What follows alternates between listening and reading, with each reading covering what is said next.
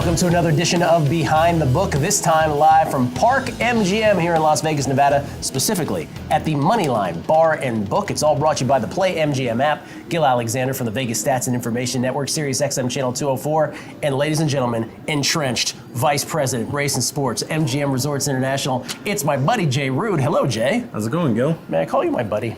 Yeah, absolutely, yeah. I mean, 3 years of doing this. We've been all over the United States. Yes. Absolutely, we're buddies. Okay, thank you. Oh, we did that as well. On the show today, Jay, if you'll indulge. Yes. NBA playoffs, NHL playoffs, a little in-play 101, and let's just find out how you fared on old Eldrick Tiger Woods. Yeah, Eldrick, he pulled one out of the bag. Yeah, oh, did he ever. The greatest moment in recent sports history, maybe in some of our lifetimes, just by how much we loved Tiger, how great he is at the game of golf. The comeback story. 5 Masters, that's pretty impressive. Pretty Especially good. when, the field of competitors now is so strong. Yeah, it's the golden age of golf, some would say. I would think so, yeah. And I think it's, from a betting perspective, I think golf has got the room to grow. I've said it before, I'll say it again, the sport most ripe for a betting revolution. Yeah. If yesterday was any indication, I think we're on our way. We'll do all of that. It's Behind the Book, brought to you by the Play MGM app.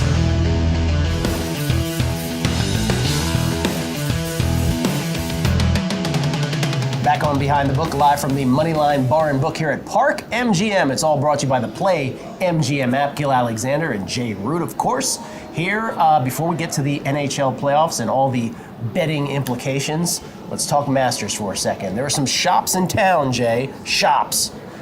Took a bath on Tiger Woods winning his 5th Masters, his 15th major. First Masters since 2005, first major since 2008. An amazing story. You guys, how'd you fare on this?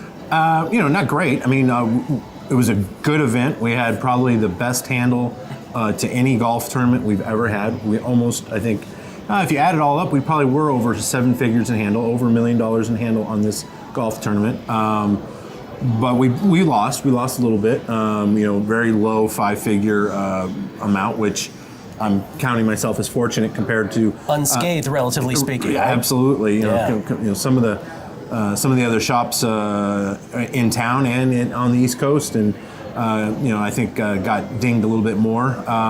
But I mean, a great event. Saturday, all the guys tied at 7 under, and Tiger lurking just behind. Amazing. We went really aggressive with this tournament. We, on Sunday we live booked the tournament as it was going on, constantly changing odds. Every time a ball would hit the water, somebody would go up and somebody would go down. So, Jim, let me just clarify that. You were taking wagers in between strokes or in between holes? No, we never turned. We were adjusting as they were playing. So I see. Never.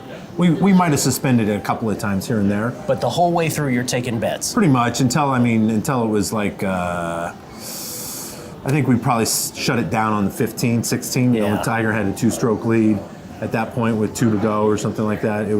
It's amazing. Golf is perfect for that, right? Because there's no other sport where you have that many players going at once. And so it's just mayhem with all the bets.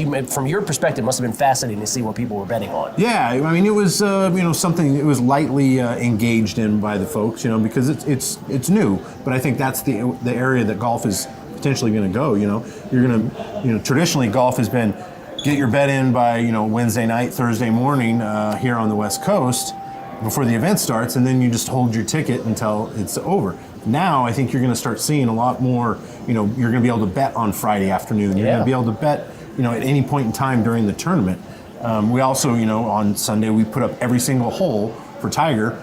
I mean, we said, well, that's where the excitement's going to be, right? But we didn't realize. I mean, we weren't predicting that he was going to win, obviously. But I mean, he had a pretty good shot. But that's where everyone's eyeballs were, right? So we put up every hole, like a birdie or eagle, birdie, par, an index you could choose and get odds, and that was a lot of bets, but relatively small bets. Do you anticipate doing the same for the PGA Championship? Yeah, I would imagine. I mean, we'll try and get the word out and commit to it a little bit earlier. This was just sort of like we were free flowing, like, well, let's do something different, because everybody was starting to pay attention. Friday afternoon, everybody really started. That's where all the talk shifted.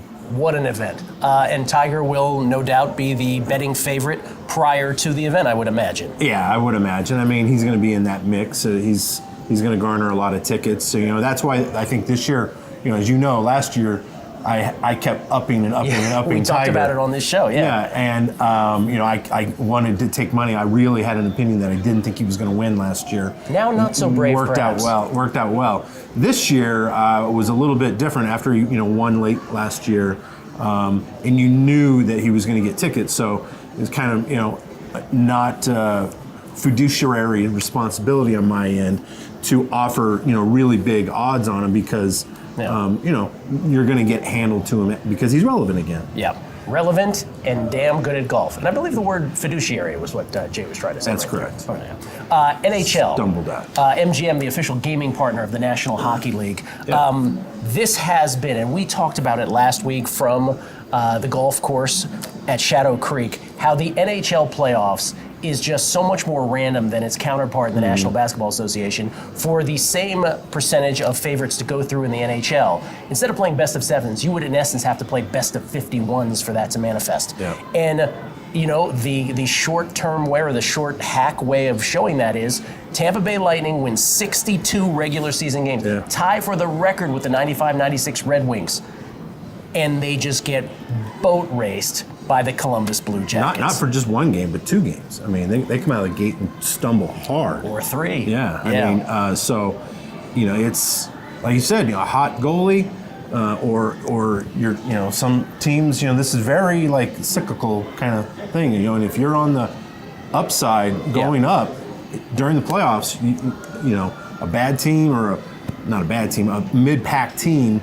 can get to the front easy in the playoffs, whereas a really hot team. I mean, Tampa Bay, what they did this year was, really remarkable. I mean, they had a great season, but it's so funny. I mean, it's incredible how often those really good regular season teams get bounced in the first round or look really poor. As a lifelong Washington Capitals fan, I know that very well until they obviously won the Stanley Cup last year. But the beauty of betting on these series, both in the NHL and NBA, is that you can bet them on the series not just before the series begins, but also as the series progresses. So in the case of a Columbus-Tampa Bay a prohibitive favorite before it starts, then not so much after game 1, then really sort of not at all after game 2, marginally so.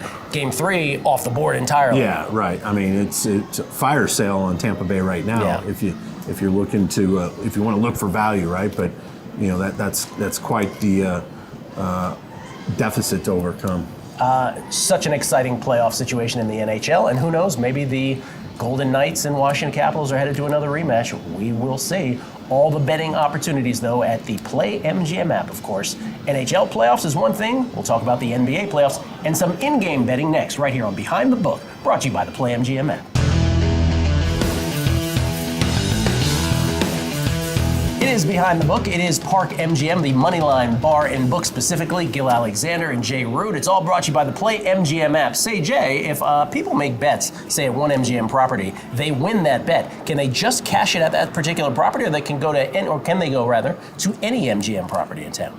Any MGM property in Nevada, yes. In Nevada? Right. Okay. You can't take a Nevada ticket to New Jersey or Mississippi. Right. Within its own jurisdiction, yeah. But absolutely, that's for sports. Horse racing, you have to cash at the place that you buy it. We learned a little something today. So yeah. Thank you for that. Right, you can be mobile, but it's better to be mobile on your mobile.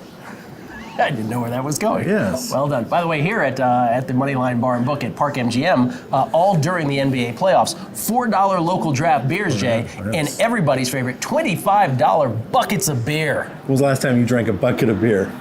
Never. Never. Never. Yeah. 19 never. You? Just last night. Yeah, no, last night was wine, but probably the last time I was on a cruise, I think I probably had a bucket. Okay. Because I don't like to get up and go to the bar that often. Cut to a shot of Jay sitting here having buckets of beer during the NBA playoffs. Speaking of the NBA playoffs, Eastern Conference, Milwaukee Bucks just playing with the Detroit Pistons in a 1-8 matchup. Not so much for the first of all, the 2 seed, the Toronto Raptors, who dropped game 1 in their series, right. A 2-7 series, and then 3-6. The Philadelphia 76ers having all kinds of issues, both on the court and then off the court with cell phones Joel Embiid's injury. How's your action this early in the NBA playoffs, round 1? Pretty good. I mean, we don't traditionally get like really big series bets until like the second round, because generally a lot of these prices are gigantic, right? I mean, there's ridiculous out prices on some of these. Yeah, Eastern Conference specifically. But yeah, so now you get an upset or two, and the price comes down a little bit. So we might see a little bit of action on that. But yeah, as after the first round is when we'll start to see a little bit more feverish action on the series prices. But the games themselves, we've had great handle to them so far. Speaking of feverish, when it comes to futures prices or series prices, not necessarily game by game, in New Jersey, because of course Borgata sits there so prominently, is there just tons more Philadelphia 76ers action than you would have anticipated? Is it exactly what you would have anticipated? Yeah, I mean, the handle has been driven by that team, regionally, and it's going to happen regionally, wherever you have a team that's sort of close to where you're going to be booking. See, you must love that, though, because that just says that it's the old adage, people bet with their heart, not with their heads, and that ultimately helps you more than the bettor themselves if they take that approach. Well, yeah. I mean, we live in a different time, though, now. That's not necessarily always true. I mean, I think fantasy and daily fantasy has really educated the bettor a little bit more than they used to be, 10, 15 years ago when, there wasn't so much data and stats and everything for these guys to dig into and understand the value of the point spread. So it's not a blanket statement anymore that, they necessarily bet with their heart. They like their team to win, but they want to fatten their wallet. That's what they're trying to do. I hope not, but if you're telling me that, they're going crazy on the Sixers in New Jersey and then they'll go crazy on, say, the Saints in Mississippi and so on and so forth. Yeah, but I mean, the Saints... Well, in those two cases, maybe they're smart to do that, but you understand what I'm saying. Right. I mean... Extrapolate that to, I don't know, Cleveland on the Cavaliers. I was just about to say, the Browns last year, Right. I mean, if we had a book next to the Browns Stadium, I don't think everyone walking in to, watch the Browns would be betting the Browns. Well, let's hope not. For the better's sake, let's hope that's not the case. Eastern Conference playoffs, will it be the Raptors and the Bucks ultimately, the 2 and 1 seeds respectively? Little hiccups early on, not for the Bucks. We shall see a whole bunch of time, best of sevens, even in the first round and beyond. We got about 2 months of this, the National Basketball Association playoffs. MGM, the official gaming partner of the NBA. It's all brought to you by the Play MGM app. We'll do the Western Conference and some in-game coming up.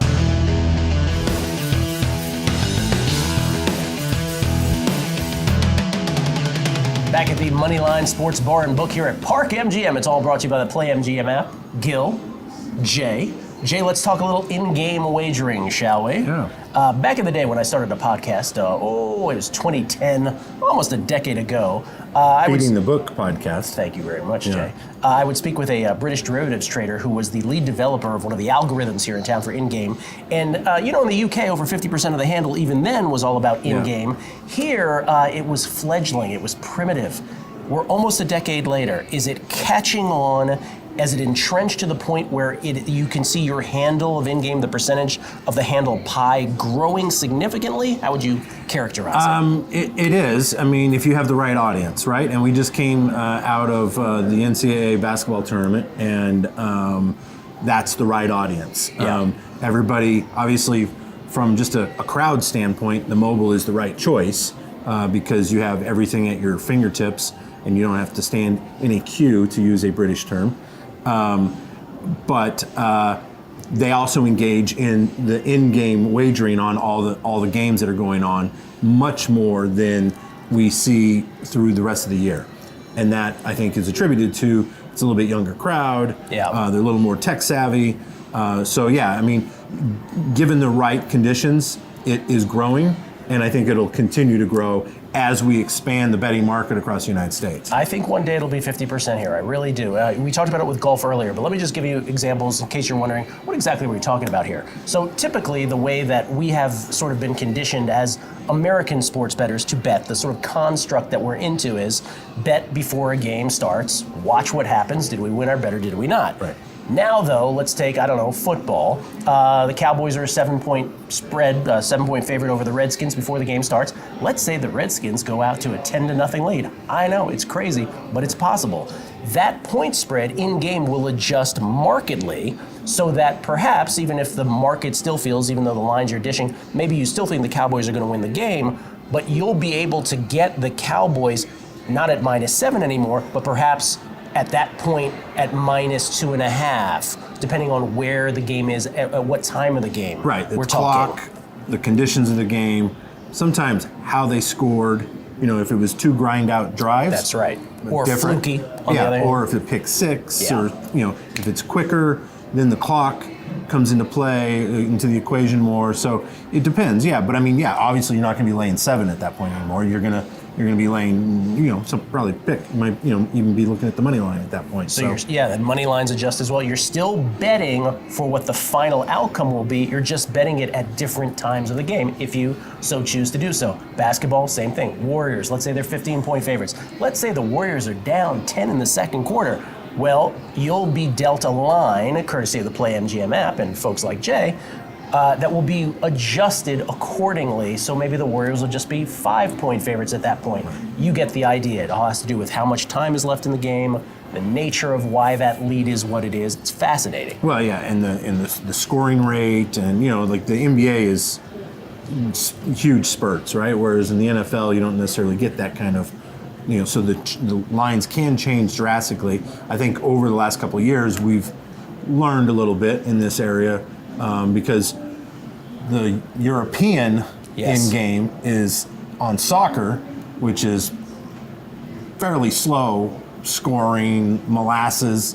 A lot of stuff happens in between scores, right? That's right. They threaten. They're on this side of the field and they're threatening, and maybe the price will adjust a little bit. But in the NBA, it's like up and down. Right. You have wild scoring changes. You could literally have a 9-point swing in 45 seconds in some cases, which drastically changes the ability. But also, when we're putting a line out, we suspend it, based on what's going on. So sometimes it can be kind of frustrating because it's not instantaneous, because what you're really watching is a little bit of a delay as well. But I'll tell you, once you start betting this way, you may never go back, really. And it's not just the point spread. It's not just the money line. Totals adjust as well. The menu is just exponentially more vast than it ever was with in-game now as part of the offerings. It's all on the Play MGM app. It's Jay Root, it's Gil Alexander, it's Behind the Book. We'll come back with the Western Conference in the NBA.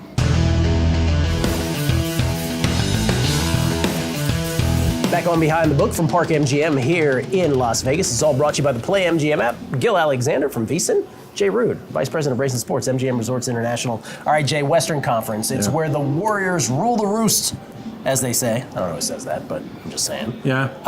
They're the prohibitive favorite here in the Western Conference.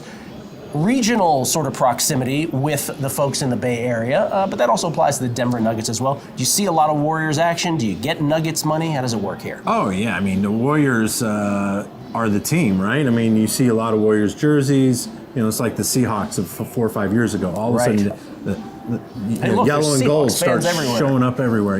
Like the Seahawks did. So there's a lot of bandwagoning going on in that perspective. But we get Denver Nuggets, Houston Rockets, obviously with Harden, what he's been doing all year.